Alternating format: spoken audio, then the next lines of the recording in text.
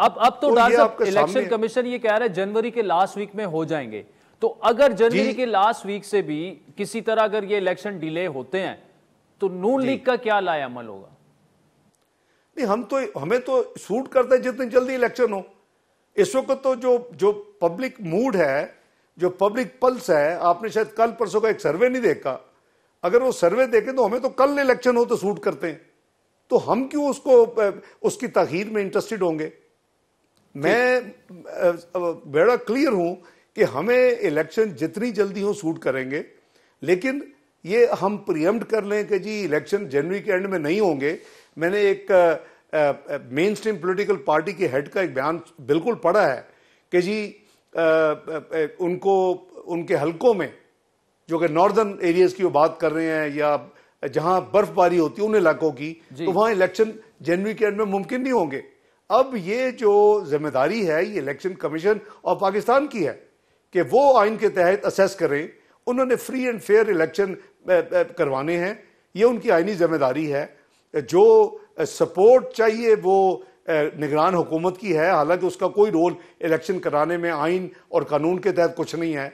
उन्होंने सिर्फ मुमलिकत के अफेयर डे टू डे चलाने हैं, और कुछ जो उनको एक कानूनी तरमीम करके सेक्शन 232 में इलेक्शन एक्ट 2017 में पीडीएम की हुकूमत में पार्लियामेंट में की, उसके अंदर उन्हें रहना है। ठीक है। और अपने तमाम जो मामला चलाने हैं वो बायलैटरल है, वो मल्टीलैटरल है, वो प्राइवेटाइजेशन कमीशन के कानून के तहत ट्रांजैक्शंस हैं, वो ट्राइब जो पब्लिक प्राइवेट पार्टनरशिप एक्ट के तहत है या गवर्नमेंट टू गवर्नमेंट कानून के तहत है। ये उनका एक्स्ट्रा मैंडेट उनको दिया गया है ताकि मुल्क के 6-7 महीने जाया ना हो और काम जो है वह रुक ना जाए, जो कि प्रोसेस में थे।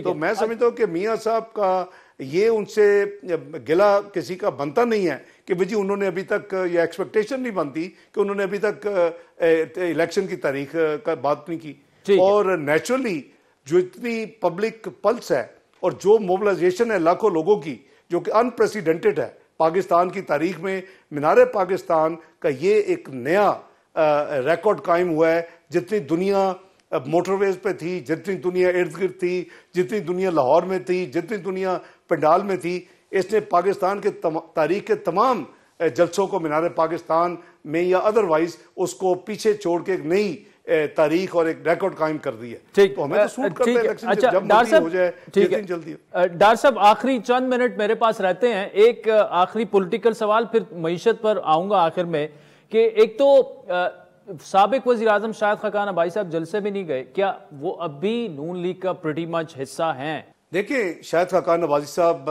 हमारे दोस्त हैं, भाई हैं, कलीग रहे हैं, और जब मैं फाइनेंस मिनिस्टर था वो पेट्रोलियम मिनिस्टर थे। फिर 28 जुलाई 2017 के बाद फिर वो चंद महीने के लिए प्राइम मिनिस्टर भी बने। तो हमारे कॉलीग हैं, वो अगर अपनी किसी ज़ाती मजबूरी की वजह से वो इस्तकबाल में नहीं आ सके, और फिर यानी मुझे उनकी कोई एग्जैक्ट जो है वो रीज़न नहीं पता, लेकिन हैविंग सेड दैट उन्होंने वो हमारे सीनियर वाइस प्रेसिडेंट हैं सिटिंग इस मुस्लिम लीग नून के, और उससे उन्होंने बिल्कुल रिज़ाइन नहीं किया। वो पीडीएम की गवर्नमेंट जब थी और जिसमें मियाँ नवाज शरीफ साहब मियाँ शहबाज शरीफ साहब प्राइम मिनिस्टर थे और मैं आखिरी को 11 महीने फाइनेंस मिनिस्टर था। वो हमारे economic coordination committee of the cabinet के मेंबर थे। वो एक एनर्जी कमेटी ओवरऑल उसके चेयरमैन थे, और वो ईसीसी करीबन जुलाई तक उन्होंने जून जुलाई तक तमाम मीटिंग्स उन्होंने अटेंड की है।